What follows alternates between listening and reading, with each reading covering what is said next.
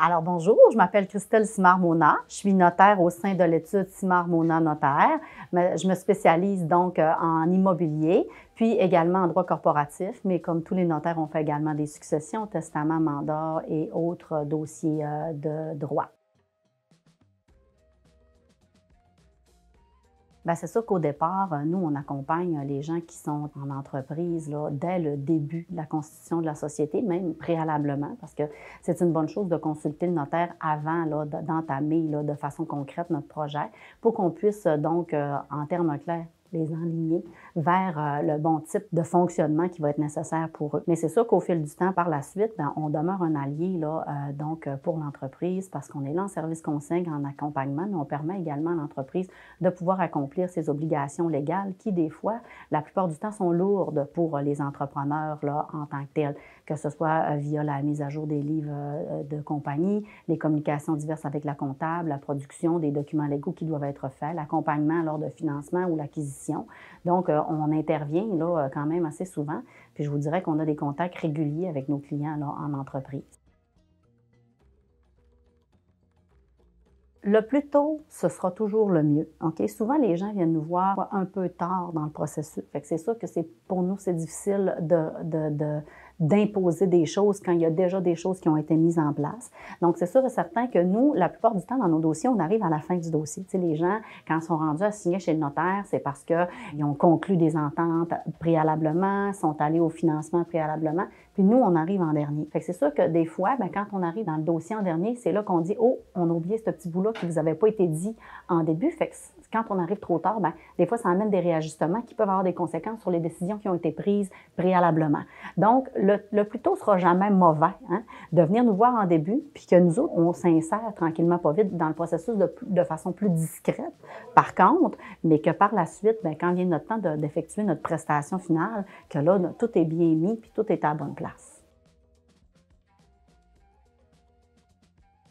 Les différentes formes de sociétés ou d'entreprises qui sont offertes ici au Québec pour nos entrepreneurs. D'abord, on a la société individuelle. Ça, c'est donc quelqu'un qui va s'immatriculer au registre des entreprises. Ça va être, par exemple, son nom, puis qui faisait affaire sous la raison sociale, puis là, son prénom. Mettons, exemple, Roger Côté, faisant affaire sous Roger Côté. Puis là, lui, il exploite son entreprise. Cette forme d'entreprise-là, dans le fond, est souvent préconisée quand les gens débutent puis ils ne savent pas trop qu'est-ce qui va advenir de leur projet ou quand ils savent que ça ne prendra pas nécessairement une grosse ampleur. OK? Parce que donc l'avantage de cette entreprise-là, c'est qu'elle coûte vraiment pas cher, c'est pas coûteux à mettre en place. OK? C'est des frais d'immatriculation au registre des entreprises qui sont minimes. Puis par la suite, tu es prêt à opérer. OK? Tu vas ouvrir ton compte en banque à l'institution financière. Puis cependant, tous les revenus de l'entreprise s'additionnent à vos revenus personnels quand on est en entreprise individuelle. Donc, ça peut être un avantage si les revenus ne sont pas très élevés, mais c'est sûr et certain que si un moment donné, on vient qu'on fait des revenus d'entreprise élevés, bien, les taux d'imposition sont plus élevés également, puis on doit tous s'imposer au même taux que le taux du particulier dans la même année. OK? Donc, tout dépendant de qu'est-ce qu'on imagine, puis qu'est-ce qu'on projette comme entreprise, bien, ça sera à voir si c'est la bonne ou la mauvaise solution. Alors, il y a la société en nom collectif également. Alors, la société en nom collectif, elle va s'adresser aux gens qui ne sont pas seuls dans leur projet. OK? Donc, en entreprise individuelle, tout à l'heure, on disait « je suis seul dans mon projet, puis je me fais un projet d'entreprise ». Donc, l'entreprise individuelle peut s'adresser à vous. Mais sinon, si on est en groupe, on est 2, on est 3, on est 4, à ce moment-là, donc, il y a la société en nom collectif qui peut être un avenue également. Ça ressemble un petit peu à l'entreprise individuelle, mais en groupe. OK? Donc, à ce moment-là, c'est une immatriculation au registre des entreprises du Québec, OK? Qui va nous permettre là, de créer, donc de constituer l'entreprise. Puis là, bien, on lui donne le nom qu'on veut, OK, un nom d'entreprise qui nous plaît, puis on ajoute les lettres SENC à la fin, donc, puis ça va nous permettre de s'enregistrer au registre des entreprises. Par contre, dans un dossier comme ça, souvent quand on arrive au financement, alors ils vont exiger d'avoir des contrats d'associés, un contrat de société, ça s'appelle. Puis ce contrat-là va venir prévoir là, différentes modalités, donc venir signifier notre désir de s'installer en société ensemble, mais également de venir prévoir comment ça va se passer pour différentes différents cas là, dans l'entreprise. S'il y en a un qui décède, s'il y en a un qui souhaite quitter, c'est quoi l'établissement des vacances de chacun. Puis là, ben, je veux dire, il n'y a pas de limite là-dedans, là, c'est à l'infini. On peut prévoir tout ce que les gens veulent, mais également, nous, on agit en service conseil là, lors de l'établissement de ce contrat de société-là. Cependant, ce n'est pas toujours exigé non plus. OK? Donc, ça pourrait être une forme qui pourrait être intéressante. Encore une fois, au niveau fiscal, comme j'expliquais tout à l'heure avec l'entreprise individuelle, les revenus sont ajoutés à notre revenu de particulier de l'année. OK? Donc, encore une fois, ça peut être moins intéressant si les revenus deviennent plus importants, puisque là, au niveau des taux d'imposition fiscaux, on est au taux d'imposition des particuliers. Alors là, ben, il n'y a pas de possibilité là, de reporter du revenu dans une année future où il faut qu'on s'impose là, finalement tout dans l'année que le revenu s'est gagné. La compagnie, maintenant, on appelle ça une société par action. Ça a changé, la loi a changé. Alors, c'est une société par action. Alors, la société par action, je vous dirais que c'est une forme qu'on utilise énormément. OK? Donc, c'est celle avec laquelle on travaille le plus, nous, ici, là, dans les bureaux de juristes. Alors, la société par action, donc, c'est une entité distincte qu'on va venir constituer également au registre des entreprises. Cependant, c'est une formule qui est un petit peu plus coûteuse à mettre en place, mais c'est un véhicule quand même, moi je trouve que c'est un bon véhicule, puis c'est pas nécessairement toujours désigné. Par contre, il faut faire attention, mais dans la plupart des cas, là, c'est bien désigné comme véhicule corporatif.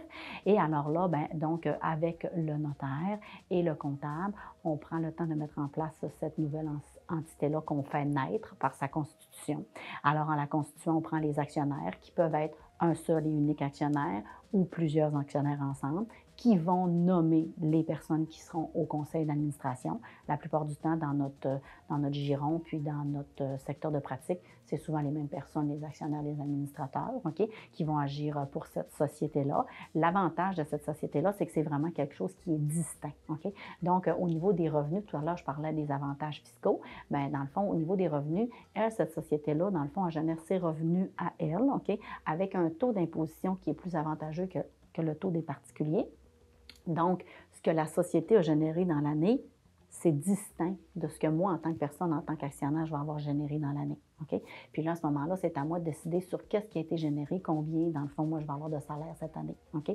Le reste, on l'impose dans la société à un taux plus avantageux. Également, avec les sociétés par action, les profits qui sont générés sont retournés donc aux actionnaires, là, peuvent être retournés aux actionnaires, donc à la fin de l'année, suivant la production des états financiers, en titre de dividendes, par exemple. Puis également, les actionnaires bien, devront, malheureusement, si ça va moins bien, participer également aux pertes là, de l'entreprise. Alors, également, très important à regarder également quand on fait on s'incorpore via une société par action, il va y avoir les conventions entre actionnaires à venir prévoir. OK? Donc, nous, le notaire, on est là pour mettre en place ces conventions entre actionnaires-là qui vont permettre de venir déterminer donc comment on va se comporter puis quelle sera la ligne dure à appliquer dans certaines situations qui peuvent donc survenir dans le cadre de notre association. Alors, ça va être, par exemple, si on a le décès d'un actionnaire, de quelle manière on va faire pour le règlement. Donc, ces actions, elles vont aller à qui et de quelle manière. OK? Et ensuite de ça, on peut venir prévoir s'il y a quelqu'un qui souhaite quitter aussi, de quelle manière on va devoir le faire. On peut prévoir des mécanismes d'évaluation de la valeur des actions. Donc, on s'assoit avec vous autres et on prend le temps de regarder toutes les éventualités qui peuvent survenir dans le cadre donc, de l'existence de votre société pour être en mesure là, de venir avoir un plan de match clair puis pas faire face à des situations où on n'a pas prévu puis que là, finalement, on est face à des surprises. Ça permet également de maintenir un bon climat entre les associés et les actionnaires. Que les organismes à but non lucratif, donc c'est des organisations, dans le fond, qui peuvent ressembler un petit peu aux compagnies, OK? Mais dans le fond, avec un conseil d'administration qui va être mis sur pied. Ça prend vraiment des buts précis, OK? Donc, on vient de dire, mettons, moi, j'ai été constituée pour telle mission, OK? Puis, donc, l'organisme œuvre dans cette mission-là. Un organisme à but non lucratif, par contre, ça ne remet pas les profits générés ou les dettes aux actionnaires à la fin de l'année, là, bien, ou les dettes, on ne remet pas les dettes à la fin de l'année, mais ça ne remettra pas là, donc, les profits générés via des dividendes, par exemple, à la fin de l'année. Tout ce qui est généré dans l'OBNL demeure dans l'OBNL au profit de l'OBNL ou pourrait être remis, par exemple, si on a dans notre mission de remettre à des œuvres caritatives de même but que ce qui est prévu dans nos statuts ou quoi que ce soit. Ça dépend de ce qui est prévu dans les statuts. On pourra faire des dons ou contribuer dans différents projets, mais il n'y a pas de sous qui sont remis directement donc à des actionnaires parce qu'il n'y a pas d'actionnaire. C'est un conseil d'administration qui est là, qui est mis en place pour permettre la réalisation du but de l'OBNL. Donc, c'est sûr que ça va dépendre vraiment de vos projets d'entreprise. À ce moment-là, c'est vraiment important de regarder avec les professionnels, voir si l'OBNL, c'est quelque chose qui correspond à ce que je veux.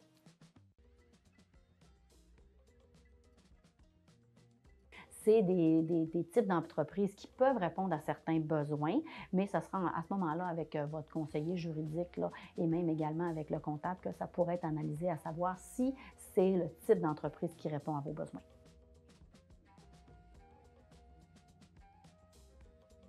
Donc, un conseil que moi, comme professionnelle, là, depuis quelques années qui travaille en droit corporatif, c'est qu'on voit que les gens qui sont en démarrage d'entreprise, souvent, c'est pas facile, un démarrage d'entreprise. On calcule nos sous, on essaye de voir où on peut couper tout ça. Malheureusement, je vois qu'il y a des entrepreneurs qui décident de couper auprès des services professionnels. Puis à long terme, là, ça les rattrape toujours. Puis finalement, ça coûte plus cher que ce que ça aurait coûté au départ s'ils avaient fait affaire avec des professionnels. Donc, vraiment, mon conseil, ce serait entourez-vous des professionnels, que ce soit notaire, comptable. C'est vraiment important d'avoir des gens compétents et qualifiés dans ces dossiers-là pour vous permettre d'aller tirer le maximum, mais également d'avoir rempli vos obligations légales en conformité des dispositions réglementaires et des lois en vigueur.